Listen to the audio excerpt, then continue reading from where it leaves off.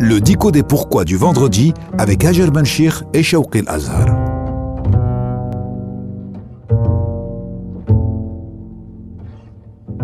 Shawqi El-Azhar, docteur en théologie, bonjour. Bonjour Hajer.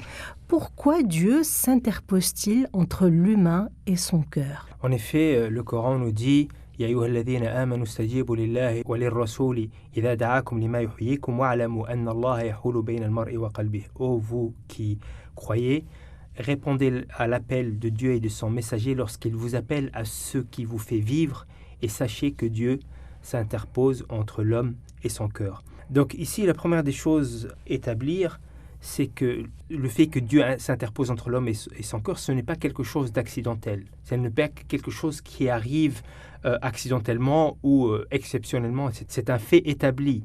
Et il s'agit d'une réalité établie. Donc cela veut dire que on ne peut pas avoir accès à notre cœur sans passer par Dieu.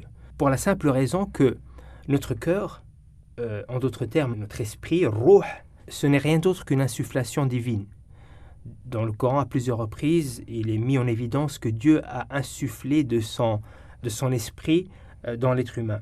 Et donc, pour pouvoir accéder à notre cœur, il faut se retourner vers Dieu parce que c'est Dieu qui a établi cet esprit dans l'être humain.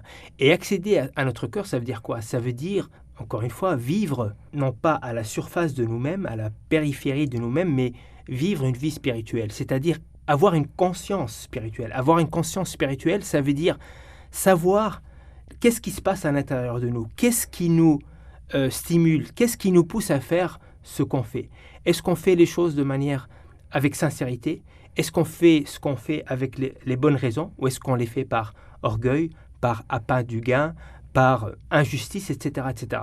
Pour savoir tout cela, il faut avoir accès à son cœur. Il faut vivre une vie intérieure, une vie spirituelle, pour avoir une connaissance subtile de notre cœur. Et pour cela, bien sûr, il faut se tourner vers Dieu. Parce que c'est lui qui nous donne accès à notre cœur, parce que c'est lui, justement, qui nous a créés, mais aussi parce que l'humain, selon la conception coranique, l'humain est croyant, aspire à Dieu de par sa nature, naturellement, de par sa fitra, il aspire à Dieu. Et donc, retourner à Dieu, c'est aussi retourner à sa nature. C'est retourner à sa nature. Et c'est retourner à ce qu'on est en tant qu'être humain. Et donc, retourner à Dieu, c'est vivre une vie spirituelle, c'est développer une conscience spirituelle qui va nous permettre de nous reprendre en main, de savoir, en vérité, encore une fois, de ce qui se passe à l'intérieur de nous, de pouvoir nous reprendre en main, de pouvoir nous débarrasser des influences extérieures, mais des influences aussi qui nous éloignent de ce qu'on est en tant qu'être humain. Des influences, des carcans en fait, qui nous éloignent de notre humanité. Donc, des exemples d'influences qui peuvent nous éloigner de Dieu, par exemple ?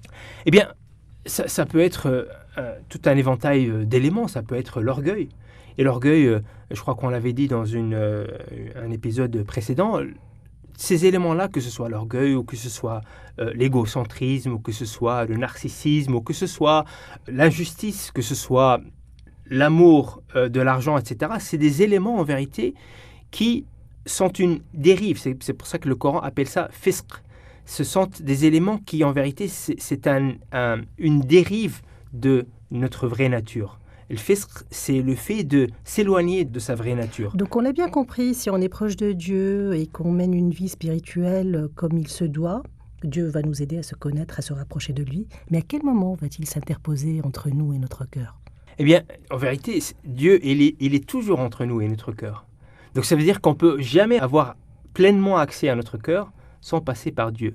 Donc il s'interpose entre nous et notre cœur dans le sens où c'est lui qui nous donne accès à notre cœur.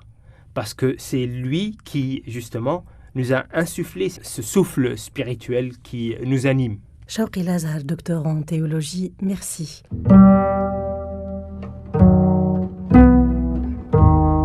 Pourquoi le musulman prie-t-il 5 fois par jour ? Pourquoi la zakat est obligatoire ? Pourquoi le musulman doit-il croire au destin ? Pourquoi les ablutions avant la prière ? Hajer Benchir vous dit pourquoi dans le dico des pourquoi avec Shawqi El-Azhar tous les vendredis à 6h05 et 12h25 sur Orix FM.